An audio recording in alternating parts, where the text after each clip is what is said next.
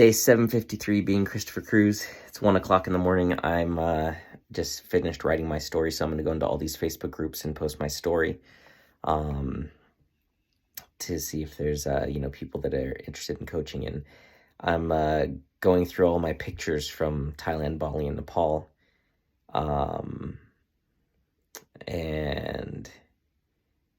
I was looking at pictures. This is from Myanmar. This is a giant Buddha that's like 4 or 5 stories tall. And I'm just like looking at some of these pictures, and it's just like, here I am with this giant Buddha, and I'm just like looking at me, and I'm like, man, I was so lost and so lonely, and just desperately trying to find my purpose in life and where I fit in and where I belonged. And it was not easy being like alone, like especially here in like when I went to Myanmar, like almost no one spoke English. Everywhere else I went, like everyone spoke English, but almost no one spoke English there. There were no other foreigners really, because the country's been closed off to the world for like years and years. And but I was able to get in, and I just remember that was just a time when it was, I don't think I was feeling that horrible, but just like so lost, like, what am I doing? Where am I going? Like, what am I doing in this country? Like, and I just forget that I actually went through all that, and just trying to understand, like, yeah, this was the journey that I went on. And it's crazy. It's just absolutely crazy to me that I actually did this. Like, this is Bagan, which is like an ancient city where they have thousands of these ancient temples. And then every day there's hot air balloons that go up. But these temples are just like massive and old, and it's just such a, I wouldn't say like beautiful place. You could just see all the temples. It's just, I don't know. I just remember I didn't like being there.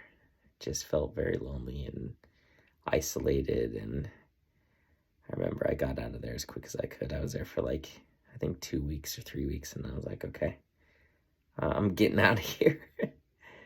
And then I went to Thailand, and yeah, it was just crazy. I remember this is the hotel, one of the hotels that I stayed in.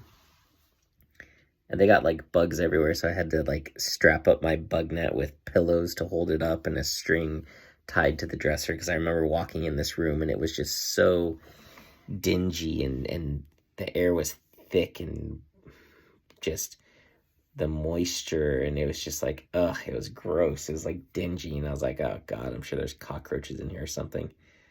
So that bug net, I swear, if you ever go to Southeast Asia, the most valuable thing that you can have with you is a bug net. Absolutely, hands down. That was my most valuable prized possession, more than my laptop, more than anything. But yeah, I'm just looking at this, and it's just like crazy. Like, I went to this little like show, and they had this like puppet show. Like, look at this.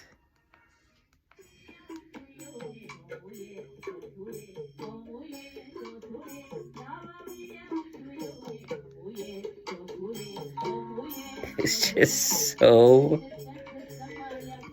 I mean, they're great, they're great.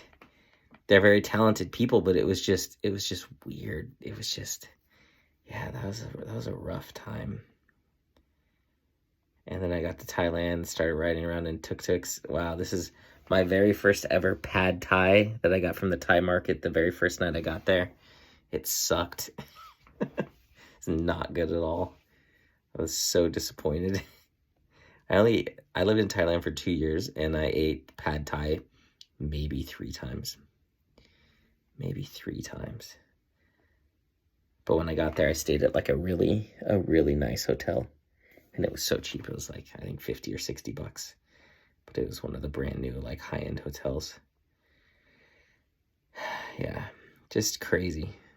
And then, like, living in Thailand, I remember when I was living in Thailand, I mean, I had this nasty beard. Like, I grew out my hair, I grew out my beard because I was afraid that I was going to get, like, kidnapped or robbed if I looked too, like, rich or something like that. So I tried to look as poor and as broke as I could.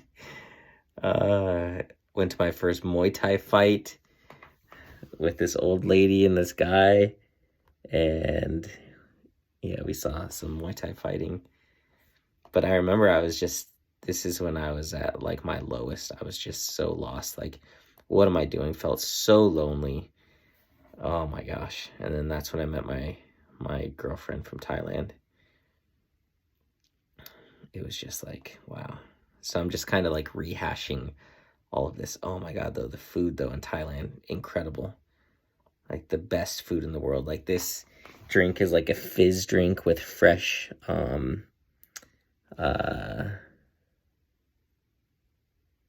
is this fruit with the crunchy, not passion fruit.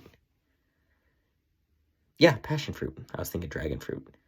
Just amazing. Like, the food was just incredible.